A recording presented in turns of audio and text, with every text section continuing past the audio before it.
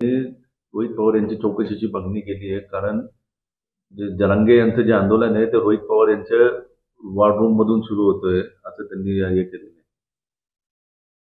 बाकीची माहिती मला काही कल्पना नाही कुठून आहे, परंतु एक आहे, ज्या वेळेला सुरुवात झाली, दगडफेक झाली अंतरवली सराटीमध्ये, त्याच्यानंतर तो लाठीमार झाला, त्यावेळेला माझ्या माहितीप्रमाणे जरांगे तिथून निघून गेला होता.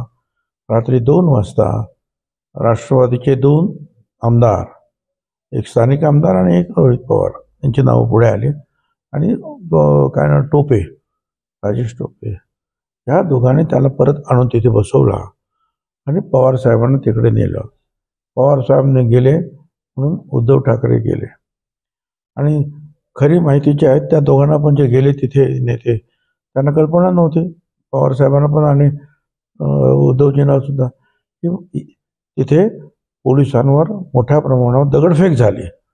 80 पोलीस आणि महिला कर्मचारी पण, पुरुष कर्मचारी पोलीस हे हॉस्पिटलमध्ये ॲडमिट झाले होते. आणि नंतर स्वतःच्या संरक्षणासाठी हा लाठीहल्ला करण्यात आला. परंतु एकूण काय झालं, ते दोन्ही नेते गेल्यामुळं आणि एकच बाजूच्या मोठ्या प्रमाणावर जनतेच्या पुढे आली, त्याचा फायदा जे आहे ते जरांगेंना मिळाला आणि त्याच्यामध्ये ह्या दोघांचा हात आहे असं तिथल्या सगळ्या लोकांचं म्हणणं आहे. देश विदेशातील प्रत्येक घडामोडींचे लाईव्ह अपडेट मिळवण्यासाठी आता साम टीव्हीच्या सर्व सोशल मीडिया प्लॅटफॉर्मला लाईक, फॉलो आणि सबस्क्राईब करा. तसंच सर्व नोटिफिकेशनसाठी बेल आयकॉन प्रेस करायला विसरू नका.